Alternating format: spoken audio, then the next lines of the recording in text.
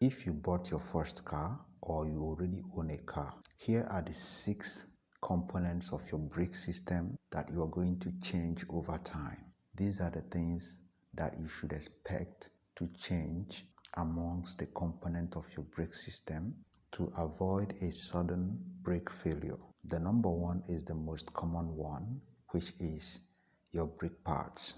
That is one of the things you will be hearing frequently from your mechanic.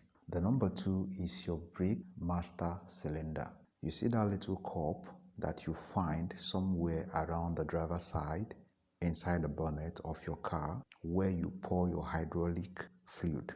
That is called a master cylinder. As you use that car often, there are some rubbers that are found inside that cylinder. Over time, these rubbers get weak and it begins to affect the performance of your car brake. Once you notice any sign that your brake system is not working as usual, I think the best thing you should do is to visit your mechanic. So write it down. The second one is the brake master cylinder. Over time, it wears off and it needs change. Number 3 is caliper rubbers. These rubbers are actually found around the caliper piston.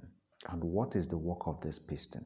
Once you apply your brake, it is this piston that pushes your brake pad to grip the brake disc, and then the car will stop.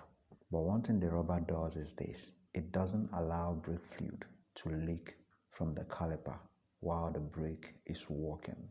So it serves as a seal to the piston which is found in the caliper. So after a while or over time, these rubbers gets weak and they need to be changed. If not, there will be some leakage of brake fluid around the caliper, and that is not a good sign at all. Number 4, wheel ports.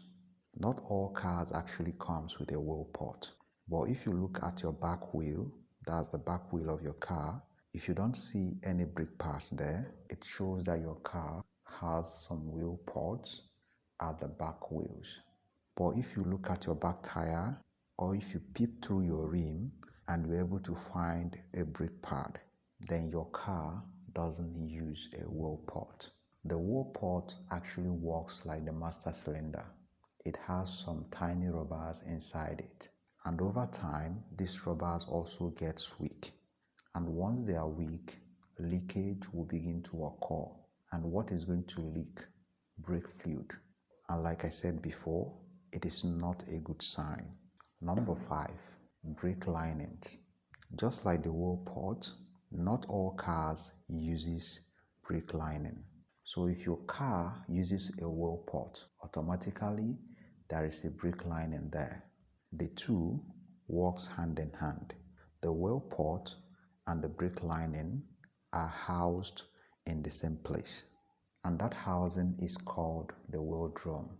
They are not always visible because it is covered, so you can only see both of them when your mechanic opens the chamber where they are, and that chamber, like I said, is called the wheel drum.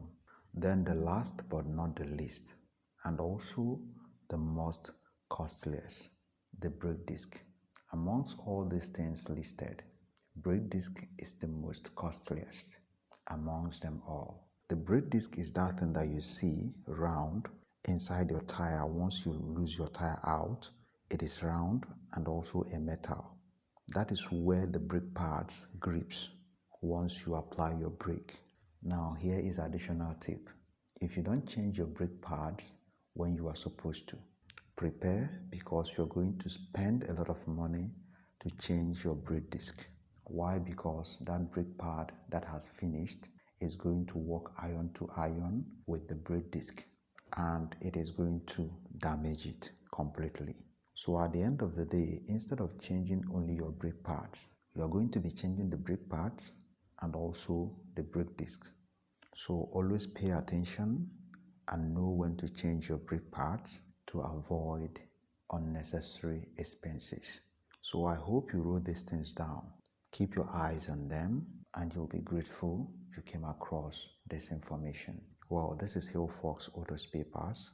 See you on the next one. and have a nice day.